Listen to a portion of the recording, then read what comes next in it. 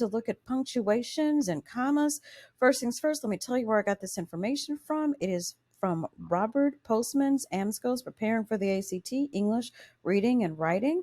It is a company located out of Logan, Iowa, named Perfection Learning, and the year is 2011. So let's get started. Okay, when do you use a comma? You use a comma to set off introductory clauses. It is required after a short introductory prepositional phrase. For example, before he began preparing for the ACT, Joseph talked to a counselor. A comma is not required after a short introductory prepositional phrase if the meaning is clear. So, for example, on September 11th, I'll leave home for college. You do not use a comma at the beginning clauses or phrases that are not introductory. Instead, they explain an earlier independent clause. So, an example would be make a left on Jefferson Highway to get to Woodlawn High School. I don't need that comma at the beginning because there is a sentence that precedes this sentence that explains what is going on there.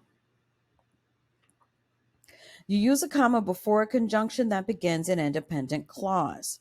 Conjunctions. I am not explaining to you what a conjunction is. Watch Schoolhouse Rock. But the way that I remember, or the way I get my students to remember, coordinating conjunctions are fanboys. For, and, nor, but, or, yet, or, so. I was in school on time, comma, but I was late for first block. Use a comma before a conjunction that begins an independent clause. And once again, you will watch Schoolhouse Rock. Let's look at conjunctive word pairs. Both, and, either, or, neither, nor, not, but, and, not only, but also. Okay, no comma is needed before a dependent clause follows or. Let's look at the example there. You can either eat a sliced banana or strawberries on your bread. Remember, a dependent clause has a subject and it has a predicate, but it does not express a complete thought. The comma is correct in the correct sentence because it separates two independent clauses. Remember, an independent clause has a subject and it has a predicate and it expresses a complete thought. Either I will have a sliced banana on my cereal, comma, or I will have strawberries.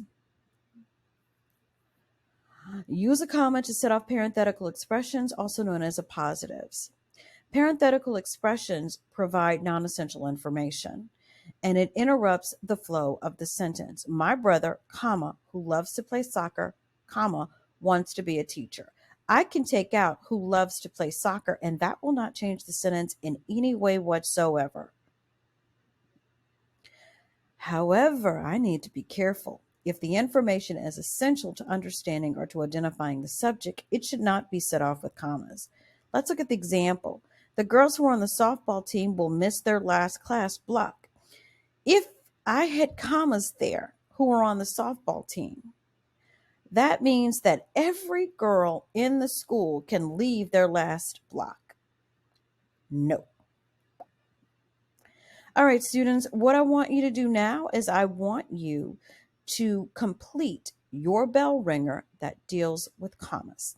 Have a nice day. Bye-bye.